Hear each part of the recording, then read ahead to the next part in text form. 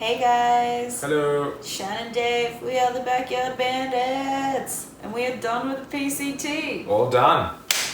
We finished at the northern terminus in Manning Park, where we met my mum and dad, who met us there at the northern terminus, and we walked into Canada together. And it was super exciting. I remember looking on gut hooks and seeing like, ooh, once we hit switchbacks, that means we're gonna hit the terminus. And we did a couple, and I was freaking out.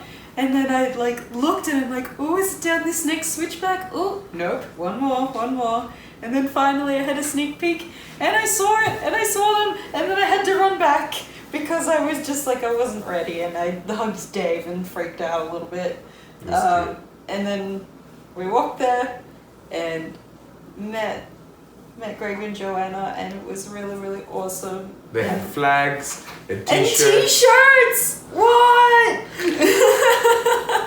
So we celebrated, and we did a tiny bit of video, but not a whole heap. Sorry. And then we had our summit picture and Summit picture. Northern terminus picture, and finishing beers, and that's it. And then we headed off through, I think it was maybe 8 miles through Manning Park to get to the car, and now we're staying in this cool cabin for a couple of days, and we've done a little hike with mum and dad. It's been really fun. Well, let's say what it's like from the northern terminus into Canada. Okay. Because no one talks about that, right? So it's downhill 8 miles to the northern terminus, and then you go straight back up. Yeah. Once you cross the Canadian border, you got to go uphill again. Yeah, it looks like it's going to be all downhill, but it's not. You go back uphill. So you climb. We don't know how many feet you climb, because once you get into Canada, it's all meters and kilometers. So What even is that? I don't know. It's hard. So, and also Guthawks doesn't have an elevation map for it. So basically, you go It's up. about 7 to 8 You miles. go out of the 8 miles, 4 miles up, and then 4 miles back down. It's kind of more or less just more of the same of the last day of the last 20-30 miles of Washington. It's very similar to that. If it's raining, it's going to be muddy and slippery, just like Yeah. you would have already experienced. But halfway, there's a camp and there's a toilet. Yeah. Where we're staying is, what is this place called? I don't know. What is this place called? Sunshine Valley? Sunshine Valley Resort. We're staying in the Sunshine Valley RV Park. We're staying at the Sunshine Valley RV Park, and then it's got some cabins And a hot tub. and a hot tub, and also you can pitch your tent here as well. And then I think you need to go to Hope to get a bus, but we're just gonna get driven because we're spoiled. Ew. Thanks. But other than that, we've just been sort of hanging around here. There's not really any place to get groceries anywhere near the northern terminus, in case you're wondering. It's just kind of like a regular lodge/gas station resupply kind of deal. Yeah. I don't know. Just thought we'd chuck some extra knowledge out there in case anyone was wondering what it's like on this side of the northern terminus, because there's not that much out there. Yeah, and there's no rangers or anything, no border security control, So it's a bit- making sure that you're doing things right. You But just anyway. wander around, it's fine. But anyway, so it's kind of weird. When you get to the border, there's a clearing all the way along the border, and it's just they've chopped the forest in half and then maybe cleared the gap, and then the forest starts again. There's an invisible wall between the US and Canada. It's visible. It's a clearing. It looks like a force field. Now that we've finished the PCT, all done, finished, we thought let's go through a couple of the stats of our trip in case you're wondering, how we did. All right, so we've got some here on the phone. Shannon's got them here. We can run through them one by one. So first of all, we started on May 16th, Which was 2019. Yep, which is a high snow year. It was late in the season, and we survived. It was fine. If you're thinking about doing the PCT next year and you're thinking, oh my god, my date is too late, I'm not gonna, you're gonna be fine. You just have to hustle from the beginning. You can't be like fart-assing around from day one, doing like 2 mile days. You gotta kind of get in there, get going, but it's totally possible. Don't freak out. You're not gonna die. You're strong, you can do it.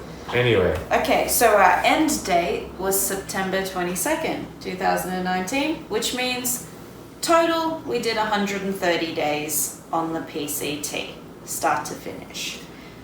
Finishing in September, we finished mid to late September, I guess you'd call it, with September 22nd. We didn't see any snow in Washington, but it was predicted. But it was cold and rainy. So just in case you're wondering, like, oh my God, when can I finish? Well, September 22nd, still good. 2019, it was still okay. We didn't get snow, we didn't need micro spikes and stuff, but it was rainy and it was cold, and that wasn't very nice. But you can do it. What else? So it was 130 days total, which is 4 months and 6 days is how long it took us. 4 months and 6 days. And we averaged, including all of our zeros and neros in those 130 days. Just divided by the total. 20.4 miles a day. Yeah. So we hit more than our goal, which was to average, once you took out all the times that we did absolutely nothing and all the side trips that we did, we wanted just the total time spent from beginning date to end date to from be terminus to terminus to average more than 20 miles a day, and we hit that. So we're happy with that. Yay! Nice one. But to do that, you can't do 20 miles a day. You got to do way more than 20 miles a day to hit that. Yeah. So we did 6 zeros, 6 days off in 130 days. I can't believe we didn't even take a full week off. Yeah. So that's crazy. Out of 4 months, 6 days, we took less than a week off. And that means days where we did absolutely zero mileage. Nothing. No miles. No walking. But that doesn't mean that they were easy. We were hustling, resupplying, doing this and doing that and running around. They're usually a pain in the ass, yeah. Town days are always stressful and hard work in their own way. If you count, we from Tuolumne Meadows, we also took 2 days to go and hike up 20 miles into Yosemite Valley, up Half Dome, and then back again. If you count those as zeros, even though we did 20 miles on that day, each day, then it's 8 zeros because those didn't do any miles on the PCT. Yeah. So those were things. Also, I think one of those zeros is into Bishop, which you have to do 18 miles down Bishop Pass. It's definitely not. And then 18 miles. I don't think it's 18. I think it's 13. 13 miles. They were very hard. Yeah, so they're still 13 miles in the Sierra. They just don't count as PCT miles. Yeah, so we did that twice. Yeah. I wouldn't recommend it. Bishop Pass. Go out for Kearsarge. Don't do Bishop Pass. It's a bitch. So Nero's, which we classify as a day where we hiked 10 miles or under. To get into town or whatever, or out of town. 13. 13. So that's 13 miles, 13 days where we did less than 10 miles. So that'd be days where we hiked, They're all pretty much 6 miles into town. Or out of town. Yeah, 16 miles into town or out of town. And we spend most of our time there resupplying or whatever. It's not really that much R&R or anything like that. No, because you're on your feet the whole time. Most of it's just pushing a shopping cart around, honestly, and mailing packages and shit. Yeah. So we sent a couple of boxes as well. I think we're missing 1 or 2. But The boxes that we sent, we either ordered online from Walmart.com and stuff while on trail, or we in Ashland we mailed 4 boxes because we just did a resupply for for the whole of Oregon and put it all into boxes and just mailed them all ahead. So we didn't do any of the stuff. We didn't do any packaging of boxes before the PCT because we came from overseas. It's $70 or something plus to ship a box, maybe more, maybe $100. It's not worth it. You got to do it from the US. If you're going to do it, you can't do it from overseas. So we had to do all of it as we were going. I think you could save a lot of time by if you are American by having your family mail boxes. I think you could save heaps of time. But go on, Shen. Yeah. So we sent boxes to. Where did we send boxes to? Mazama Village in Oregon. We did a resupply at Shelter Cove, and I would not recommend that. Send a box there. We also sent one to the Big Lake Youth Camp. I rate that. Please go there. Eat breakfast, lunch, and dinner. Spend as much time as you can there because they're amazing. And Do they your feed laundry. You good, healthy food. No one cares about laundry. Okay. Oh, that's the one we forgot. Timberline Lodge. We sent a box to Timberline Lodge. I'd recommend avoiding that one. They charge you quite a bit of money to pick up the package. I think it was like $15. Maybe try to find somewhere else to send that package to. Yeah. Or just carry for 5 days. And then we sent a box to the Cracker Barrel at White's Pass in Washington. Have to pay pick up packages there too. Only $5. Snoqualmie Pass is $15 a package. And I think we vlogged about that before. Because of Walmart, they send you individual packages, and we had about 8 there. So it was cheaper for us to actually just book a room, because when you book a room, package pickup is free. So basically we sent so many packages that we had to take a 0 because it was cheaper. It wasn't a 0, it was a Nero. A 0. And then we sent a box to Stevens Pass, and then the last one to Stehekin. Definitely send a box to Stehekin. And Stevens Pass.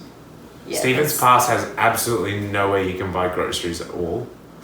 And Stehekin has somewhere you can buy groceries, but very, very limited. And super expensive. Unless you're like really, really into getting the tiny bottles of salsa for $8. Like maybe send a box there, hey. Yeah. And then we sent one more box, and it was in the desert. We sent an Amazon pantry resupply to Hiker Heaven. We bought way too much crap, and it was wonderful. Yeah, that's I think that's it. Yeah. Oh, So and that's- we mailed our micro spikes to Kennedy Meadows, but that wasn't food. Yeah. We did a full resupply. Make sure when you're mailing stuff to Kennedy Meadows that you check which Kennedy Meadows you're sending it to. There's 2. One is at the beginning of the Sierra, the other one's at the end of the Sierra. We were walking with someone who sent all of his stuff, his crampons, his ice axe, his a whole bear bear can can full of food to the end of the Sierra. You need to check that shit. Otherwise, you have to probably buy another bear can, an ice axe, and crampons. And who needs 2 bear cans? No one needs 2 bear cans. No. We caught a couple of people who were meeting their family who was finishing the PCT. So you might be lucky enough, if you don't have family meeting you in Canada, that you might get a hitch. Others. Yeah, we gave another girl. We gave them. We weren't driving. Dave's parents gave another girl a lift into Hope, where you can get that bus into Vancouver from. So you might get lucky. We also saw 2 other people, like dads, going down there picking up their kids who just finished the PCT. So you might have some luck hitching out if you just be like, "Hey, I also finished. Give me a ride." What was your favourite part of the PCT? My happiest point. Sure. What was Or your the happy? favourite. What was your I think best? my favorite part of the PCT was the Sierra, but it was not where I was happiest. My favorite part of the Sierra was just anywhere you look, anywhere, in any direction. It's just so pretty. Oh my god. But I hate snow. We all know this. I had a terrible time. I think my happiest place was Northern California, when I realized I would not see snow anymore. And I freaking loved it. I loved every day waking up, being dry, not having to worry about slipping and falling and cutting my ankles and falling my face and getting micro spikes into the back of my calves. Northern California was such a high point for me. Getting out of the Sierra was wonderful. I love the Sierra. I love getting up early and doing all those like tricky passes, getting on the crispy ice and like using the ice axe and doing like Mathers Pass, Glen Pass, Whitney, Forester Pass, all of that. That was all fun. That was awesome. It was. I loved that so much. So like for me, like even though I was super sick through through the Sierra. Like it's such a high point for me, and I don't know. I couldn't even deal with the snow being hard, honestly. But NorCal was a struggle for me. I just hit like a low point, and then got norovirus, and it was like hard for me to build back up to getting like fast again after being sick in the Sierra. So I was struggling. I was really trying to like, get back to, going well and feeling good about the mileage I was doing, and it was just not. His motivation was down in the toilet. Down in the toilet. It took a long time. I think I started feeling really good about going again. Like it was after Dunsmuir. You were like happy in Oregon. I loved Oregon. Ashland is mad. Ashland is Go mad. to the shopping cart. They have the best food ever. Yeah, Ashland was mad. Everyone should resupply in Ashland. In fact, we resupplied for all of Oregon from Ashland, but you should resupply for all of Oregon and Washington from Ashland. It's that good. Go It's to the that shopping good. cart. Get powdered hummus. Get powdered refried beans. Get powdered vegetables. Get everything. Not powdered. They're not They're powdered. not They're powdered. just dried. They're dried. You can get by the pound ramen. You can make your own granola because they just have all of the ingredients in bulk bins separately. It is amazing. It's the best shit. Do it. Go. I also really love the desert. I really love that day in the desert where we got to sleep in a cave. That was so cool. And I love the aqueduct. Later in our hike, I especially loved being up before sunrise and going to bed after sunset and seeing the sunrise and sunset. Even though we didn't get much sleep, it was beautiful. So Absolutely Washington, beautiful. this is Washington, right? So Washington was a little bit of a mixed bag for us because the rain was just always there and always ruining the day. And we were walking really well. We were like, the views in Washington are beautiful, but we couldn't see them. We missed so many beautiful parts of Washington because all we saw was the inside of a rain cloud and mud on the floor. It's just... We were lucky if we got like 30 feet of visibility on most days. It's like, yeah, so that sucked. That like was a real big low point for both of us. And we both looked at each other and went like, now we understand why people quit in Washington, even though they're so close to the finish line.